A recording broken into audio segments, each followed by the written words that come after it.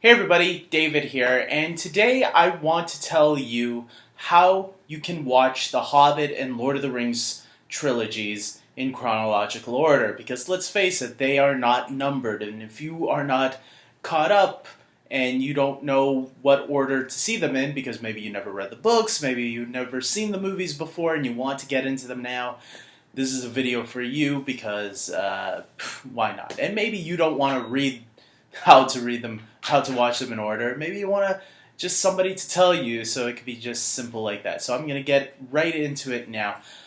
First of all, I do want to say that if you are somebody that is not sure if you're going to enjoy these movies, but you want to give them a try, but maybe like your attention span is not that short, I would definitely recommend watching the Lord of the Rings trilogy first, and then going back to see the Hobbit movies. That's the way they were released anyways, and the reason for that was because the Lord of the Rings trilogy, the books, were actually more popular than the Hobbit book.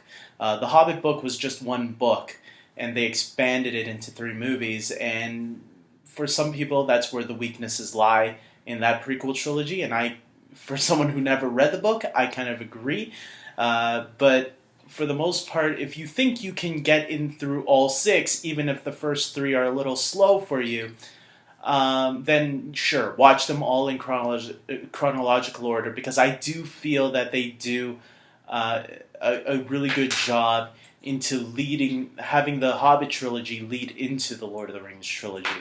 They do it in this really interesting way, where if you watch the Hobbit trilogy first and the Lord of the Rings trilogy second, it doesn't affect the overall story. So let's get right into it. The first movie you want to watch, obviously you start with the Hobbit trilogy, right? Because the Hobbit trilogy is a prequel, and you want to start off with the Hobbit, An Unexpected Journey.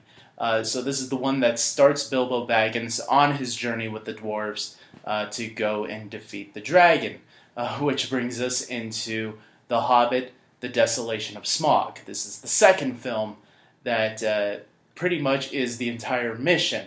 And then we get a third film, which kind of is just an all-out battle. The Hobbit, The Battle of the Five Armies, which that's where you start to realize maybe this didn't need to be a trilogy. Maybe it could have been 2 movies, because there was a lot of stuff in between these 3 films that was unnecessary. And then when you watch the third one, it's like, yeah, but we defeated the dragon already. What's the point? There's a little bit that they do which I think is okay, but I do feel the exhaustingness of the story, I guess, by the end of the third the third film. So then you want to go into the Lord of the Rings trilogy, right?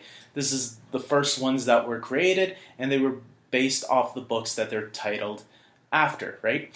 So you get, the first one would be the Lord of the Rings, the Fellowship of the Ring.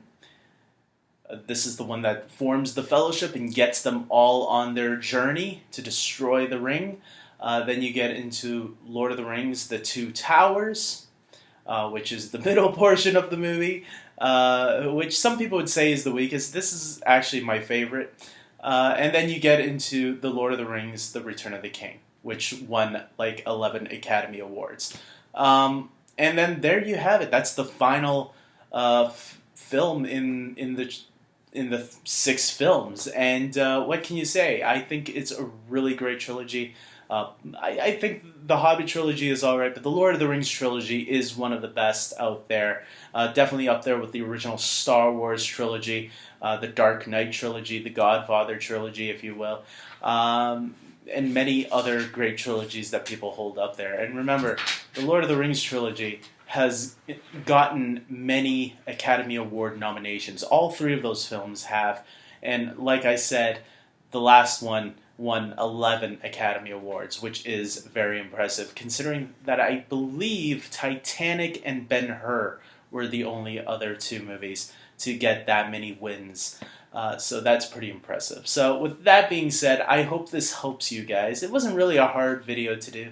It was pretty simple. It's one that I've been wanting to do for a while, so I hope it helps you. I hope you guys if you are going into this franchise for the first time, I hope you enjoy it. And until next time, take care.